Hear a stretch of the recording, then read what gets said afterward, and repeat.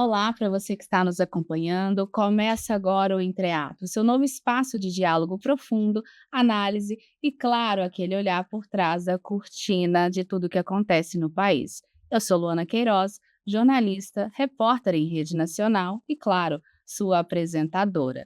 Hoje nós recebemos um convidado para lá de especial. Ele é polícia militar, cristão, pai de 3 filhas e também líder social na sua cidade em Betim, aqui na região metropolitana de Belo Horizonte. Recebemos hoje o Cabo Gregório Silva. Seja muito bem-vindo, Cabo. Vou te chamar de Gregório Silva Fica à mesmo. vontade. Seja muito bem-vindo ao Entreato Podcast. O espaço é todo seu. Espero que goste.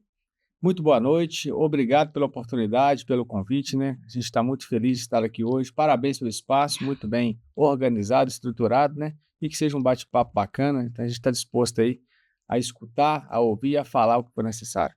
É uma grande alegria tê-lo por aqui diante de toda a sua trajetória. Já vamos começar o nosso diálogo. Nós sabemos que o senhor tem aí uma trajetória na sua família política, né? O senhor é filho, o senhor tem uma família política. Nos conte aí, como que foi já ter essa passagem política?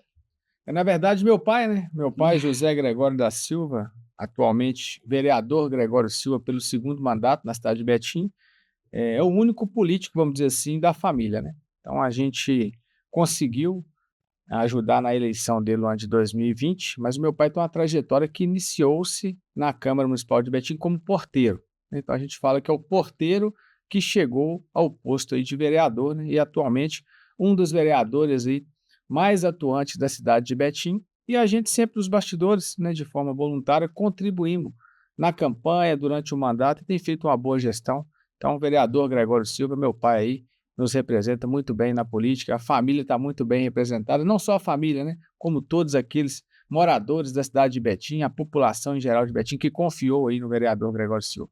E o quanto, né, você hoje conseguiu ajudar o seu pai também a ser e a crescer como vereador, né, modéstia à sua parte aí, a falar que só o ajudou, o senhor realmente conseguiu ajudá-lo bem a chegar a essa posição. E quanto essa vivência te preparou para liderar hoje o Instituto Cruz Azul, que o senhor é fundador desse instituto que ajuda mais de 3.000 pessoas em Betim? Positivo. O que que acontece? Na verdade, o meu pai sempre teve um sonho, né, de ser vereador, mas a gente sabe da dificuldade que não é fácil. Você concorrer a um cargo político demanda não só vontade, demanda uma estrutura, demanda um grupo, né, demanda diversas situações. Então, meu pai tentou pela primeira vez no ano de 2016. Teve 596 votos, não foi eleito, e ali eu entro, né, ali eu digo, né, que a minha trajetória na política começa no ano de 2016, com a derrota do meu pai. Na verdade, derrota não, que a gente nunca perde, né, ou a gente aprende ou a gente ganha, esse é o nosso ditado lá em Betim. Então, quando meu pai aprendeu com 596 votos no ano de 2016, eu peguei aquele sentimento dele de tristeza, porque ficou muito triste, né. O ser humano é assim, o ser humano ele cria uma expectativa muito grande, você acha que vai dar certo. Quando não dá certo, se você não estiver preparado, você acaba se frustrando. Então meu pai ficou muito frustrado, então eu entro no jogo. Como que eu entro no jogo? Organizando o que ele foi pela primeira vez sem uma organização. Então eu entro e faço para o meu pai, né, tem até um ponto marcante que é o que eu faço por uma pergunta. Qual que foi a pergunta?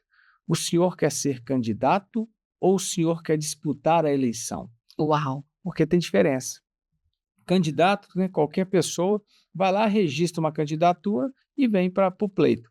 Disputar a eleição é diferente. Você tem que se preparar, você tem que se organizar, você tem que ter um currículo, um know-how, você tem que ter entendimento daquilo que você vai disputar. Então, fiz essa pergunta para o meu pai e meu pai falou assim: eu quero disputar. Eu falei assim: beleza, então o senhor me dá autonomia de coordenar da forma que eu achar melhor?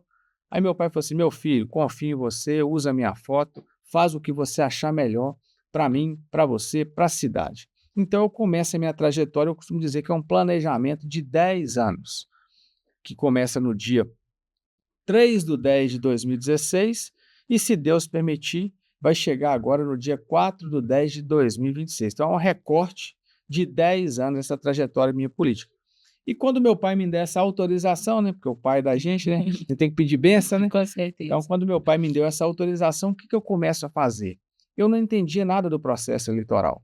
Então eu começo a procurar estudar o processo eleitoral. Em paralelo ao processo eleitoral, eu começo também a estudar o quê? A política local do meu município. Eu começo a identificar que existem determinadas candidaturas que são voltadas para lado A, existem determinadas candidaturas que são voltadas para lado B, existem diversos perfis de candidatos e diversos perfis de pessoas que realmente disputam a eleição na minha cidade, que é a cidade de Betim. E aí, diante disso tudo, eu começo a identificar um perfil para o meu pai.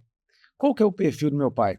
É um cidadão muito simples, né? Meu pai é uma pessoa muito simples, assim como todos nós, nossa família, e a gente é uma pessoa de reduto. O que que é reduto? Meu pai é muito cristalizado no bairro Laranjeiras, onde Uhum. a gente mora ali há mais de 30 anos. Então, de acordo com isso, eu começo a estruturar ali um perfil para o meu pai, um perfil de pertencimento, pertencimento na comunidade que ele está há muito tempo, identificando quais que são ali os problemas principais daquela região, para a gente poder utilizar isso de quê? De argumento quando chegasse a fase eleitoral.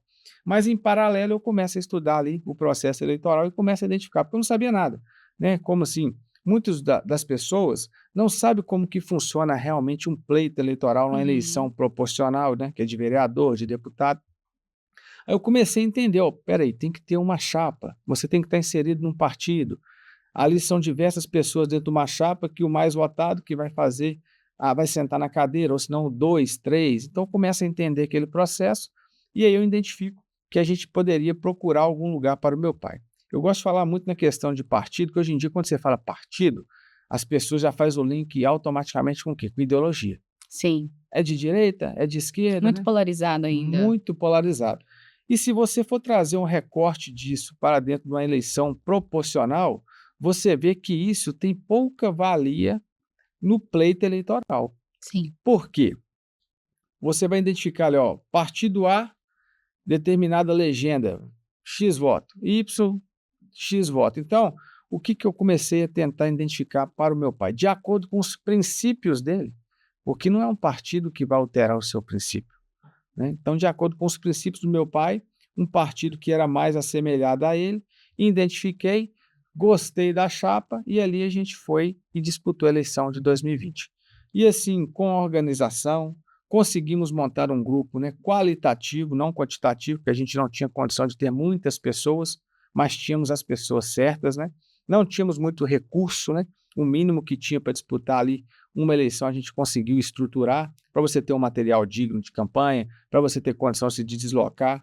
Então a gente vem para 2020 desacreditado, ninguém acreditava no porteiro, né? O porteiro que ia se tornar vereador, e diversas vezes foi até humilhado. Ah, seu pai não ganha não, seu pai fica andando de chinelo para rua fora aqui, o Gregório não ganha não, o porteiro da Câmara, o fulano está lá no partido, vai engolir ele, o ciclano está lá no partido, vai engolir.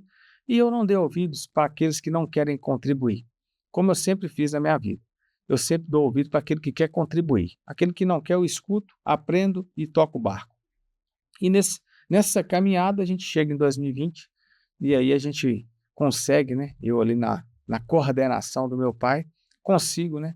Fazer com que meu pai se eleja, saindo de 596 votos e alcançando 2.771 votos.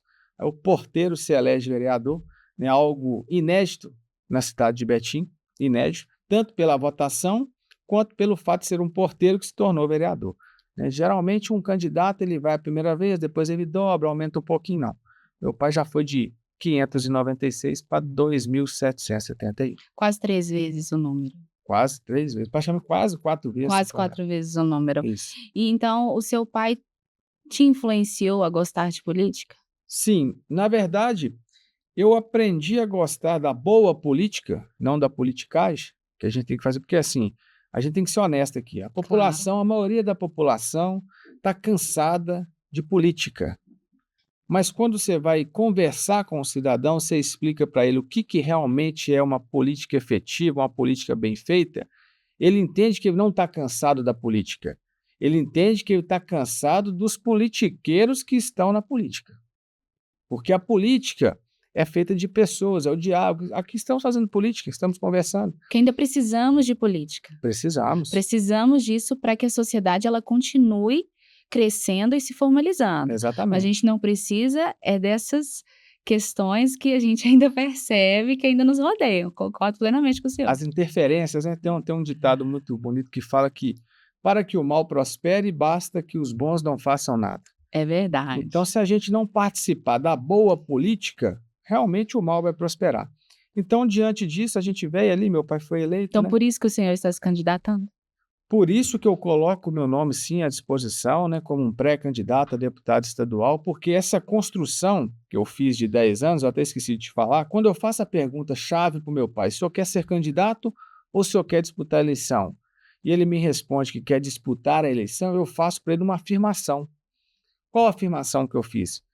O projeto não é para o senhor ser vereador. O projeto é para a gente chegar em 2026 com condições de colocar o nome à disposição para deputado. Isso vai demandar 10 anos de trabalho. A gente vocês 2 ou a gente ele? Quando eu digo eu e meu pai, nós 2. Então o senhor já estava interessado Já por estava, ca já estava planejado para a gente colocar o nome à disposição sim, em 2026. Por quê? Porque eu entendia que o meu pai ser vereador em Betim era uma fase para que a gente pudesse depois tentar um degrau maior, que é, no caso, agora a que é o que Assembleia. estamos agora fazendo como deputado, Exatamente, como exatamente, pré-candidato a deputado. exatamente. Que maravilha. E aí, meu pai se elege, o que que a gente faz de imediato? Lembra que eu falei que eu identifiquei, fiz um processo todo de identificar o perfil do meu pai? Quando meu pai é eleito, de imediato eu falo com ele: "Agora o senhor tem que dar um retorno para a sociedade. E primeiro a gente arruma a casa da gente, para depois ela servir de exemplo para o vizinho". Então, quando o meu pai senta na cadeira de vereador, a gente começa a fazer o quê? Realmente um mandato técnico e participativo voltado para a comunidade. E aí começam as ações, né, do vereador voltadas para a região do bairro Laranjeiras. E aí são N situações, né, tanto na área da educação, da saúde, E o senhor sempre lá junto. sempre ao lado do meu pai. E aí que vem o Instituto Cruz Azul. Por quê? Quando meu pai elege, assume em janeiro de 2021, em abril de 2021, eu faço a fundação do Instituto Cruz Azul. A princípio, era um instituto para 80 crianças, sendo 40 delas no futebol, 20 no balé e 20 no judô.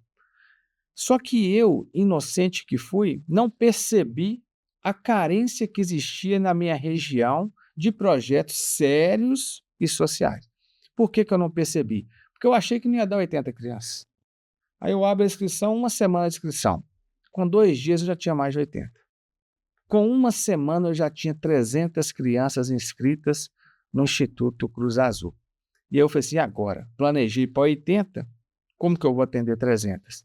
E aí é Em Deus, uma né. semana, Uma semana, 300 300 crianças. crianças. E como que foi? O que que o instituto começou a fazer? O que que hoje ele faz com 5 anos? A gente começou como? Como eu planejei, o instituto, ele vem da minha mente, é um projeto que eu tirei de porque eu participei de um projeto social, né, que eu sempre falo dele, inclusive, assim, deixo aqui um abraço para o Magela, que foi um dos meus professores. Eu participei de um projeto social que se chamava Toriba. O Toriba era um projeto do estado, certo, que tinha em determinadas regiões do estado de cidades, né. Em Betim tinha. Então eu participei do Toriba na oficina de futebol. E por que que o Toriba marcou a minha vida? Por se tratar de um projeto social, muitas das crianças, assim também hoje é no Cruz Azul e diversos outros projetos sociais, elas vão ao projeto não sim só pela oficina que elas praticam. Elas vão porque ali talvez o projeto oferece um lanche, talvez o projeto oferece um uniforme, o projeto oferece um intercâmbio para levar para você fazer uma excursão. Então, coisas que crianças, às vezes, né, que não têm condição de ter na sua residência, na sua casa, no seu núcleo familiar, elas encontram no projeto social. E eu me encontrei no projeto social. Costumo dizer que eu nunca passei fome, graças a Deus, mas já passei dificuldade. E lá no Toriba, eu tinha um lanchinho, pãozinho com salame, de 6 em 6 meses a gente ganhava um tênis, então marcou a minha vida. Então eu pego aquele recorte da minha infância, que eu participei de um projeto, que foi fundamental na formação do meu caráter, e quando meu pai senta na cadeira de vereador, é eleito, o que que eu faço? Eu faço a fundação do Cruz Azul. Aí era para 80 crianças, porque eu planejei na minha mente, ó, eu tenho um amigo que vai dar aula para mim de futebol, eu tenho uma amiga que vai dar aula para mim de balé. E tem o outro que vai dar aula de judô. Então tá tranquilo, cada um consegue atender. O que que a gente faz? A gente aluga um espaço, né? Aí eu busco um parceiro, um comerciante, um empresário, falo: "Ó, tô alugando um espaço, você consegue me ajudar com doação?". Consigo. Doação de quê? De comida? Como é que Não, era? doação para poder pagar o aluguel, para Ah, custear o sim, aluguel, né. A entendi. gente foi lá, alugou um espaço, aí eu fui no comerciante e falei: "Você consegue me contribuir para a gente pagar o aluguel?" Beleza. E aí o que que eu faço? Começo a estruturar de forma organizada, documentada, tudo certinho, né, o Instituto Cruz Azul todo documentado desde o início, e aí eu vou e falo assim: "Mas só que agora eu tenho 300 crianças, só um professor não vai dar para atender, porque eu planejei para ter 2 dias de semana de aula." E aí o que que eu começo a fazer? Eu começo a ir em comerciantes e comerciantes, empresários, empresários, amigos, e começo a pedir ajuda. Eu falo assim: "Ó, ajuda o Cruz Azul, seja um doador, que seja com 1 centavo, que seja com R$ 1, tá aqui o Pix do instituto, se você puder doar vai ser bom, vai ajudar a comunidade." Começa a envolver a comunidade local. E a adesão foi espetacular. Isso era o bairro Laranjeiras de Bairro Betim. Laranjeiras, em Betim. E aí eu começo ali sim, coloco o projeto para rodar com as 300 crianças, consigo abraçar todo mundo, e a gente começa a rodar no campo do Laranjeiras. Eu gosto sempre de fazer um recorte muito importante em relação ao campo do Laranjeiras. Quando meu pai assume o mandato, as primeiras ações do meu pai como vereador foram para ajudar na infraestrutura do campo. Por quê? O campo era o local de maior índice, né, de violência do bairro Laranjeiras, era o campo. Nos últimos 20 anos do bairro, diversos homicídios, era ponto de tráfico de drogas, e eu, como um agente da segurança pública, com esse olhar clínico para a segurança pública, o que que eu falei? Nós temos que restaurar a ordem deste local, porque é um espaço público abandonado. O campo estava abandonado, não tinha alambrado, não tinha iluminação, o terrão todo atrapalhado. Então meu pai começa, né, junto com o nosso ex-prefeito Betinho Vitório Medioli, a fazer ações para transformar aquele local. E aí a gente consegue restaurar ali, né, alambrado, piso de saibro, iluminação, melhora a estrutura que tem em torno do campo, para tornar aquele local um local apto a receber a nossa oficina de futebol. E aí começa a acontecer ali a nossa oficina de futebol, e hoje o campo do Laranjeira é um dos locais mais seguros que tem na nossa região. Por quê? O equipamento público, isso é muito E era importante. um dos mais perigosos. Era o pior lugar, era o lugar que eu falei, era o Isso há ponto de quanto tempo tráfego. atrás?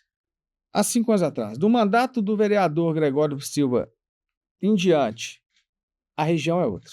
Do mandato para trás, era o pior lugar, não tinha. Por quê? O que que eu é muito importante, até para os políticos que já estão aí, para os mandatários, né, para aqueles que pretendem ter um mandato, não adianta você chegar ali numa determinada região, fazer uma praça maravilhosa, fazer uma quadra maravilhosa, inaugurar, tirar foto, bater palma e ir embora. Se o espaço público não for ocupado com pessoas que realmente querem usufruir de forma ordeira, não vai dar certo. Você vai fazer um campo, vai passar 2, 3 anos, não vai ter mais campo. Você vai fazer uma praça, vai passar 2, 3 anos, não vai ter mais uma praça. Então, o que que eu falei? Eu falei assim: "Nós vamos reformar aqui? Sim, mas nós temos que ocupar." E ocupamos com o Cruz Azul. E o Cruz Azul começa a girar, começa a rodar. Na loja que a gente alugou, balé e judô, e no campo, oficina de futebol. E aí começa Somente para crianças só para inicialmente. crianças de 5 aos 15 anos. E aí a gente começa já a ter um problema que eu tenho até hoje. Não é problema, né, na verdade eu creio que até é algo bom, que é a lista de espera. Porque olha só para você ver, eu achei que eu não ia completar 80 crianças. Primeira semana eu tinha 300. E aí começa a lista de espera, lista de espera, lista de espera. O mandato do meu pai acontecendo, as pessoas vendo a realidade sendo transformada naquele bairro, e a gente atuando de forma realmente verdadeira, e a lista de espera só crescendo, só crescendo. Eu chego no ano de 2024 para a reeleição do meu pai, com 600 crianças dentro do Cruz Azul e 1.500 na fila de espera. E hoje são quantos? Hoje, atualmente, nós temos, arredondando, né, 2.980 crianças no Instituto Cruz Azul, e eu ainda tenho quase 1.400 na fila de espera. Uau! E você me perguntou, não te respondi. Instituto Cruz Azul: Isso. futebol, vôlei, balé, judô, jiu-jitsu, hidroginástica para terceira idade, aula de violão e dança para qualquer idade, atendimento psicológico, psicopedagógico, atendimento com assistência social e nutricional para todos os alunos do Instituto Cruz Azul. 100% social, ninguém paga nada no Instituto Cruz Uau! Azul, e ainda a gente, né, consegue fornecer uniforme, lanche, transporte, material, tudo 100% gratuito. Esse é o Instituto Cruz Azul. E qual que é o arroba? @Instituto Cruz Azul. Se você jogar aí o @Instituto Cruz Azul, você vai achar lá o nosso Instagram. Se você jogar no Google também, você vai achar lá o nosso site. Gente, É que só jogar perfeito. Instituto Cruz Azul que você acha lá, tem erro não. Perfeito. Ao final, nós vamos fazer também algumas contribuições para que vocês também possam ajudar aí a contribuir com a nossa sociedade, né? Porque isso sim a gente consegue sim ajudar. Perfeito, incrível. Falando sobre crimes, porque hoje o senhor também atua na Polícia Militar, o senhor é cabo, Sim, né, hoje. Falando sobre crimes, essa localidade, o senhor estava me dizendo que era uma das mais criminosas aí de Betim. sim. O que o senhor acha que é o que afasta mais hoje o jovem do crime? É a ação social? Como é que é? Ó, para você conseguir, eu até costumo dizer que o Instituto Cruz Azul é também um agente de segurança pública. Por quê? Para você afastar uma criança, um jovem do crime, você tem que ocupar a mente dele. É isso, é simples. Se você não ocupar a mente dele, que seja com a educação, com a escola, eu sou um fã incondicional das escolas de tempo integral. Se eu tivesse condição, né, e se eu tiver condição um dia, que quem sabe Deus não permita, eu vou trabalhar muito para as escolas integrais. Por quê? Porque a escola integral, a criança está ali o tempo inteiro, ela está fazendo a parte didática dela, né, de pedagógica dela, depois ela emenda ali com a outra parte técnica, ou seja, ela fica o dia inteiro ocupando a mente com a coisa que tem que ocupar, que é educação, conhecimento. E quando ela chega em casa, ela está cansada, extenuada de ter passado um dia na escola. Então, o que que ela vai fazer? Ela vai tomar um banho, se alimentar e descansar, porque no outro dia ela tem que estar na escola. Então, a gente tem que ocupar a mente. Na falta das escolas de tempo integral, que entra as instituições igual o Instituto Cruz Azul. Por quê? A criança que está na escola na parte da manhã, na parte da tarde, ela vai para o Instituto Cruz Azul. Lá é 1 hora de aula. "Ah, mas é só 1 hora." Beleza. Só que tem a parte para ela ir, tem a parte pós, porque o treinamento nosso é com qualidade, então você acaba deixando a criança também cansada, diminui o uso de tela, então você está contribuindo. Então, para você afastar hoje uma criança daquilo que não presta, é só você ocupar a mente dela. E para ocupar a mente dela, o caminho é educação, o caminho é esporte. Não tem outro caminho. Para a criança é isso, é educação e esporte. Nos Estados Unidos, né, se você for fazer um estudo aprofundado, aí, você vai ver que lá o esporte é ferramenta importantíssima na parte educacional. Lá faz parte da grade curricular das escolas a prática esportiva. Você tem que escolher uma prática esportiva para você fazer. Por quê? Porque o esporte ele transforma a vida. Uhum. Entendeu? Você vê crianças aí que às vezes não têm aptidão nenhuma para esporte nenhum. Ela começa a despertar o interesse, depois se torna atleta de alto rendimento, de alto nível. Então, assim, para você afastar a criança da criminalidade, tem que ocupar a mente dela. E como que ocupa a mente? É com esporte, é com educação. Perfeito. E sobre, né, criou-se também, a partir dos últimos anos, uma ideia no Brasil inteiro, sobre a questão de liberalidade de armas. O senhor é policial militar, mas o senhor tem essa técnica, vamos falar sobre isso. O senhor tem essa técnica, o senhor estudou para isso, o senhor é uma autoridade para isso. O que o senhor acha sobre isso? Qual que é a sua visão real sobre a flexibilização, sobre o cidadão utilizar e ter posse de arma no Brasil? Realmente o cidadão de bem, o cidadão comum, ele consegue ter esse posse de arma? Só acha que vai diminuir a criminalidade? Qual que é a sua visão sobre? A minha visão é o seguinte, eu penso que o cidadão de bem, sim, ele tem o direito, né, de ter a sua arma. Eu sou um defensor, sou armamentista, no sentido de que não basta ter, você tem que ter uma estrutura para ter uma arma. Não basta você pegar um Boeing 777 e entregar na mão de uma pessoa que não vai saber pilotar. Então, eu sou um defensor de que, primeiro, para você chegar ao ponto de você ter direito de ter, né, a posse de uma arma de fogo, você tem que primeiro ter uma estrutura para ter ela. E Uhum. passa por diversas fases. Então, o que eu enxergo é o que? A gente tem que ter uma melhor capacitação e uma melhor fiscalização no rigor até você liberar aquele armamento para a pessoa de bem. Tem os requisitos para preencher, não é qualquer um não, tanto é que não é tão simples quanto fala por aí. Mas depois que você liberou e entregou, você também tem que ter o quê? Um acompanhamento daquilo. Não é basta, toma aqui, acabou, agora você vai lá de 6 meses, preenche o papel, não. Então tem que ter uma fiscalização real em cima de quem tem. Então, assim, eu sou defensor, né? Eu acho que a gente, o cidadão de bem, tem o direito, né? Você está ali dentro da sua residência, de você ter, desde que você tenha aptidão, treinamento, qualificação para poder manusear e ter a posse daquele armamento. Então, eu sou um defensor, sim. Mas o Brasil ele consegue gerar essa fiscalização, esse treinamento para o cidadão de bem, para ele conseguir se defender melhor? O Brasil consegue fazer o que ele quiser. Basta ter pessoas certas nos locais certos. Basta não ter politiqueiros igual nós temos e basta ter pessoas que realmente sejam instrumento. Nós somos uma potência que nós ainda não acordamos para o que somos. O Brasil era para estar no ranking, no top 1. Nós temos aqui riquezas naturais, um povo maravilhoso, temos tudo para ser uma potência. Mas falta o quê? Pessoas no lugar certo para poder fazer que o Brasil ande. O Brasil ficou travado muito tempo, aí vai para um, vai para outro e não desenvolve. Então, assim, nós temos condições sim de ter pessoas em locais certos, não só nessa questão de armamento, na questão da saúde, na questão da educação, na questão do esporte, né? O que falta? Faltam realmente pessoas no lugar certo e que queiram fazer de forma certa.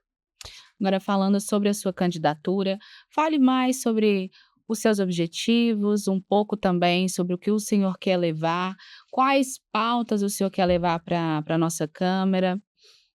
Ó, vamos lá, eu sou eu costumo dizer que eu tenho, assim, algumas vertentes, né.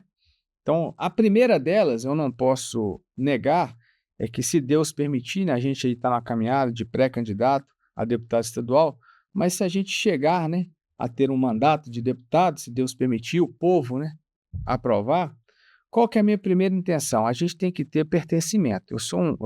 Uma pessoa que eu friso muito a questão do pertencimento. E o que que é o pertencimento? Primeiro é com a minha cidade, né? Eu sou de Betim, moro em Betim há mais de 30 anos, nasci em Contagem, mas sou cidadão honorário de Betim, mudei para Betim com 6 anos de idade, então moro lá há 32 anos de idade. Então, eu vou ser, né, se Deus permitir, um deputado voltado, sim, para a minha cidade de Betim. Pertencimento. Por quê? Betim perde muito em não ter representatividade. Betim já teve época que teve 5 deputados, né? Inclusive, eu acompanhei o seu último podcast que a Maria do Carmo foi Sim. prefeita de Betim, né? Foi deputada. Então, Betim já teve muitos representantes. Hoje não tem mais. Então, acaba que você fica esquecido. Então, a primeira linha de trabalho minha vai ser o quê? Voltada para a minha cidade, né? Sou Uhum. betinense e tenho pertencimento. E qual que é a segunda linha de atuação? Também pertencimento. Sou policial militar da ativa, por vocação, tá? Entrei na polícia por vocação, não entrei por trampolim, entrei porque eu sempre quis ser militar. Trabalho na rua até hoje. Eu tenho 12 anos de efetivo serviço, 6 anos trabalhei no batalhão operacional de rádio patrulhamento, que hoje é o Batalhão GER. Então, tem Uhum. 6 anos de serviço operacional de rádio patrulhamento, né? E tenho 6 anos que trabalho no 66 Batalhão, que é na minha cidade de Betim, no serviço também operacional no Batalhão Diário. Ou seja, eu tenho experiência na polícia, tanto na parte repressiva de qualidade, né? Qualificada, e também na parte preventiva. Trabalhei nos dois polos da polícia, vamos dizer assim. Então, eu tenho know-how, eu tenho Uhum. currículo dentro da instituição, sempre fui do operacional. Então eu O senhor gosta de conheço colocar a mão na massa. exatamente chão de fábrica, Boa. porque eu também trabalhei na Fiat, fui chão de Olha. fábrica na Fiat, fui operário na Fiat, né, então também trabalhei na metalúrgica durante algum tempo lá, então assim, eu tenho experiência de chão de fábrica, e eu fiz questão disso, sempre quis trabalhar na rua, sempre quis trabalhar no operacional. Então além de eu ser, né, se Deus permitir, um deputado que vai olhar para a cidade de Betim, que tem muitos anos que está esquecida, eu também teria um olhar muito clínico para a minha classe, principalmente para toda a segurança pública, o ciclo da segurança pública, né? Policial militar, policial civil, bombeiro militar, policial penal, agente da Defesa Civil e também os guardas municipais. Então eu terei esse olhar clínico, né, e a nossa classe também policial militar hoje está carente. Precisamos, né, temos alguns representantes, mas precisamos ter mais voz. Então serei também uma ala, né, eu vou trabalhar muito nessa ala da parte do servidor público e da parte da polícia militar. E a terceira via, né, que eu vou trabalhar, que são 3 vias que eu vou atuar muito, se Deus permitir, que é a parte do esporte social, que eu estou inserido. Então eu costumo dizer que eu sou bem eclético nisso aí, né. Você, né, um camarada com pertencimento, né, um deputado com pertencimento para minha cidade, né, ajudar a minha cidade. Vou atuar na minha classe, principalmente, também, e na área da esporte e da assistência social, porque é o que eu faço, né. Não adianta eu querer inventar a roda, não adianta eu querer falar assim: "Ah, vou fazer isso e isso para a saúde, isso e isso para a educação, isso e isso para o esporte", aí você acaba entrando na teoria do pato. Você conhece a teoria do pato? Quer fazer tudo e não faz nada. O pato nada, ele anda, ele voa, mas ele não nada bem, Verdade. não anda bem e não voa bem. Porque quer fazer tudo e não faz nada. Então a gente tem que ser honesto com a gente mesmo. Então vou ter essa linha de atuação para a minha cidade, para a minha classe e para o esporte e para o social. Qual projeto de lei como deputado, como futuro aí né, pré-candidato a deputado estadual, pensando que o senhor já ganhou, qual projeto de lei que o senhor tem em mente já em querer já protocolar? Na verdade, vou ser bem honesto para você, tem muitos projetos de lei parado que a gente não precisa sair criando não. Cite um. Colocar para funcionar. Por exemplo, hoje, qual que é o gargalo da minha classe hoje? É a recomposição salarial. Aí agora levantaram a bola da PEC 40, tal, Verdade. sabendo que é uma prerrogativa do governo, mas já existe, não vou recordar de número aqui agora, já existe já na lei que dá para a gente a condição de ter a recomposição salarial anual, mas ela depende, né, de ter o orçamento. Então o que que a gente precisa fazer de imediato, é ter um bom diálogo com o governador que foi eleito, né, que as eleições esse ano teremos aí também, se for Matheus Simões que for reeleito ou se for outro que for eleito, que tem alguns nomes, cada hora, né, aparece um nome, ainda está uma indecisão muito grande no cenário de governo do Sim. estado, mas o que que a gente precisa ter? É diálogo.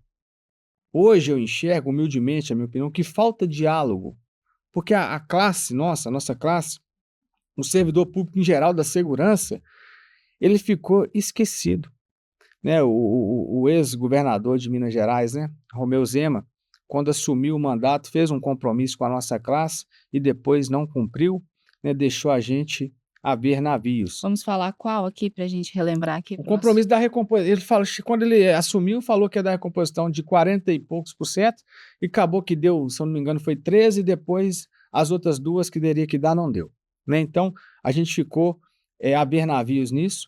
Então o que que nós temos que fazer hoje? Primeira coisa que eu vou fazer, se Deus permitir, a hora que eu sentar lá, visando a classe, tá, não a cidade nesse momento, visando a classe, é correr atrás de ter um diálogo com o governador, de entender com o governador, porque é possível, dá para Claro. fazer, é possível, dá para fazer. Nós estamos correndo atrás da recomposição. Hoje a recomposição que a gente não teve, isso soma quase 50% de perca inflacionária. A inflação todo ano vai comendo o nosso salário, e a gente não teve. Então a gente tem que fazer, isso é urgente. Não adianta eu chegar aqui e falar assim: "Ah, eu vou chegar lá, vou fazer um projeto de lei para ter um aumento", porque isso não é da mineirense, não vai ser eu que vou fazer. Então preciso o quê? Ter um diálogo com o governador, e não só com o governador, né. O parlamento é para isso, é para mim conversar com o deputado de cá, o deputado de lá, chamar que: "Ó, tem essa situação, me ajuda nela que eu vou te ajudar na sua", porque a gente são pautas diferentes, né. Você pega ali uma Assembleia Legislativa, tem representante da educação, tem representante da área da saúde, tem representante da educação. A gente tem que conversar entre si, porque se for um por si, não vai dar certo.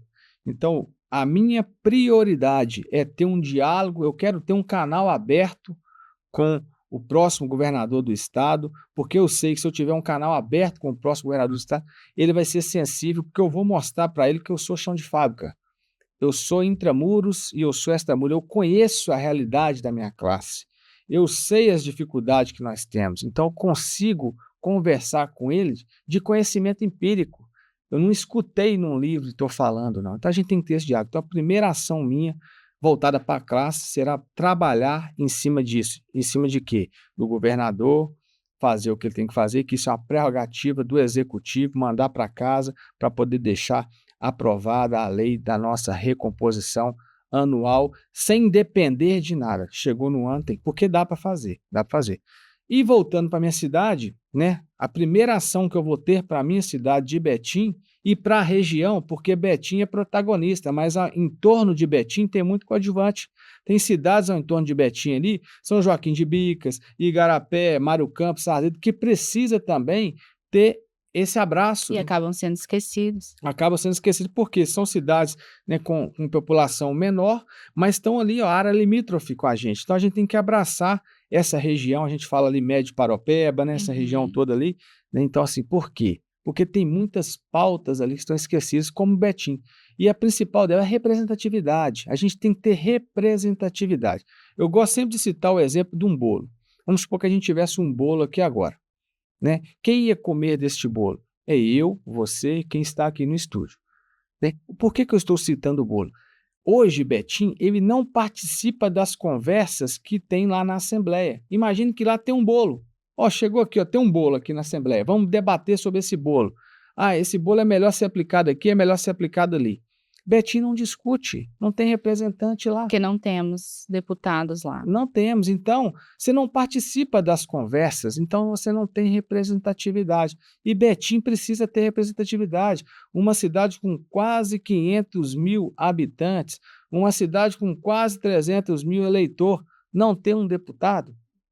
E tem condição de ter 2, 3 estadual, tem condição de ter 2 federal, 3 federal? Então nós precisamos ter um olhar clínico. Eu costumo dizer, né?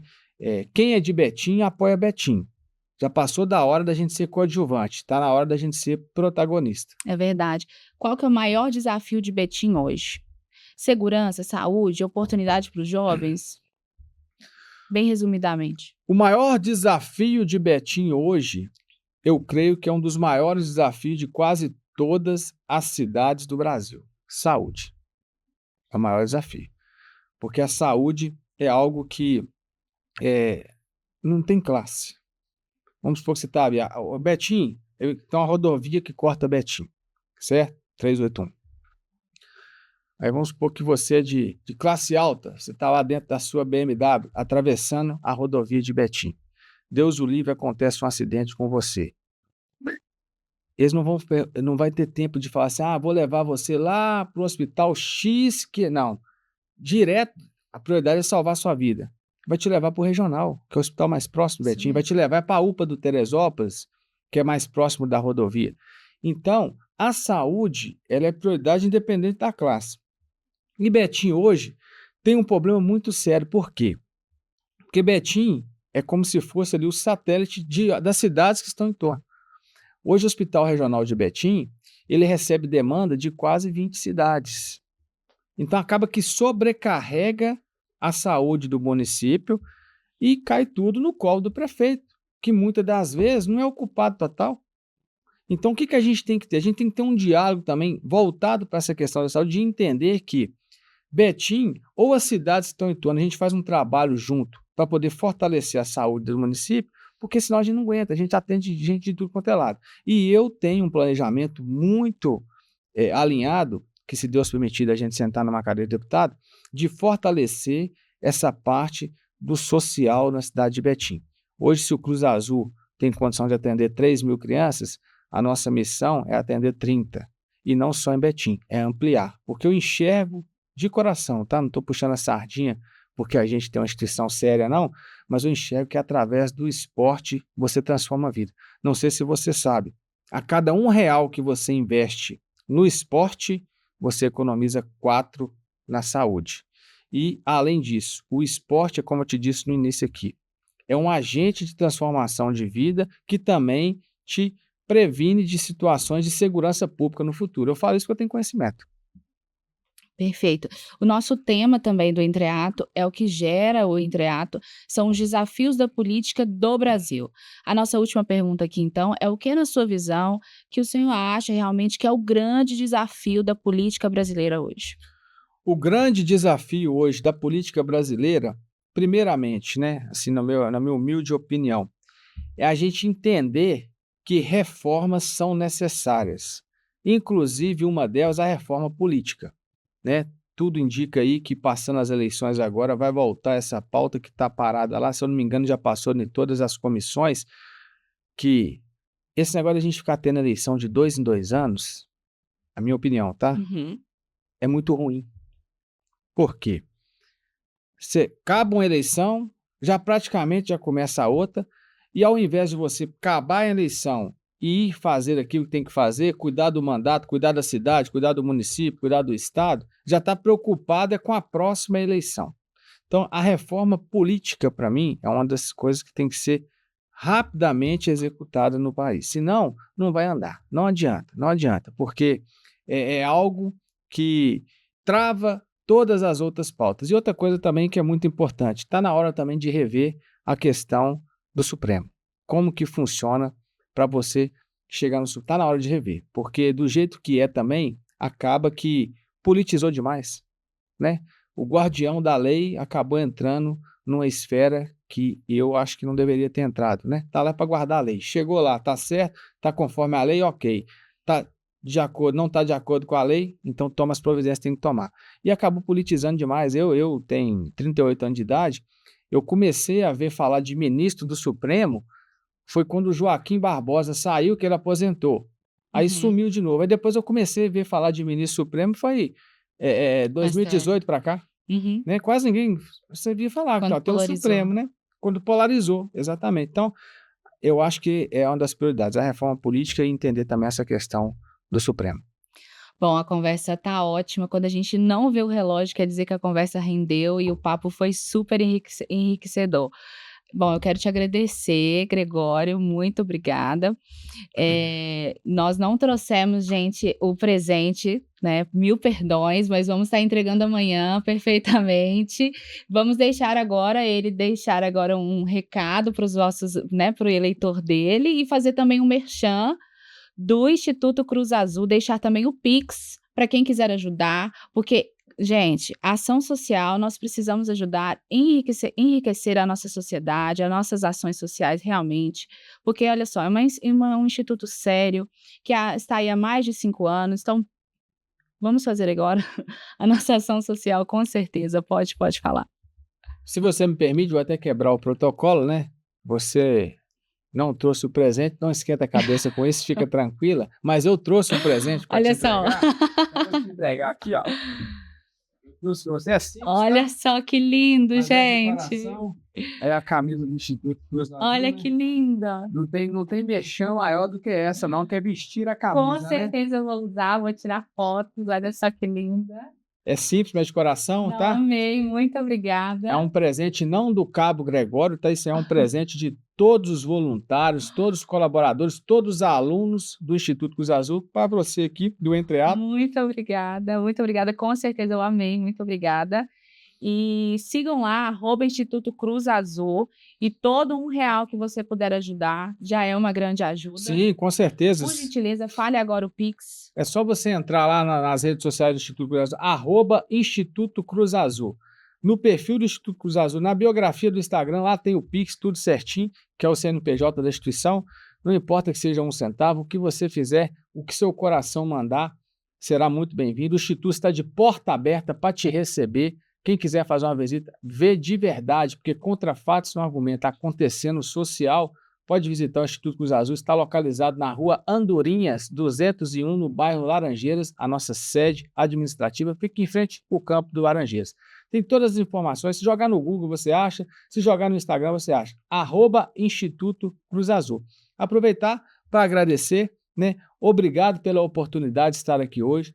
Primeiramente agradecer a Deus, né, que me deu saúde para estar aqui, depois a minha família, né, que sem a minha família eu não sou ninguém, os meus amigos, e todos aqueles, que a gente for falar nome aqui vai causar ciúme, mas todos aqueles que de alguma forma, que seja com o cisco, têm contribuído com o Instituto Cruz Azul, voluntários, colaboradores, apoiadores, patrocinadores, todos aqueles que confiam num trabalho sério, que tem transformado vidas na cidade de Betim e em outras regiões, né? Já estamos em outras cidades também, Carmópolis de Minas, Caratinga, Mário Campos, Mateus Leme, Contagem, transformando vidas através do esporte. E para finalizar, né, eu deixo aqui o meu nome à disposição da cidade de Betim, do estado de Minas Gerais, aonde você estiver, da minha classe, da Polícia Militar, da Segurança Pública, policial civil, bombeiro militar, policial penal, guarda patrimonial, guarda civil, guarda municipal, todos vocês do ciclo de segurança pública. Eu sou um chão de fábrica, sou cabo da Polícia Militar com muito orgulho e por vocação. 12 anos de serviço prestado no Estado, na sociedade, defendendo a sociedade mineira com honra. Tenho uma ficha, graças a Deus, impecável na instituição. Então, deixo o meu nome à disposição como pré-candidato a deputado estadual por você, por Betim e por Minas Gerais, porque comigo é preto no branco e não tem pegadinha. Fique com Deus. Perfeito, muito obrigada pela sua participação e contribuição com todo esse episódio, mas antes de terminar, eu não poderia também deixar de agradecer aos nossos patrocinadores e também aos nossos parceiros que acreditaram no projeto desde o primeiro minuto. Então, Eduardo Leão Fotografia, muito obrigada também desde o primeiro minuto e toda a sua contribuição. A você que nos acompanhou também até o momento, não esquece de deixar o seu like, compartilhar e também curtir também o seu melhor corte no nosso Instagram, @entreatopod. Até o próximo ato.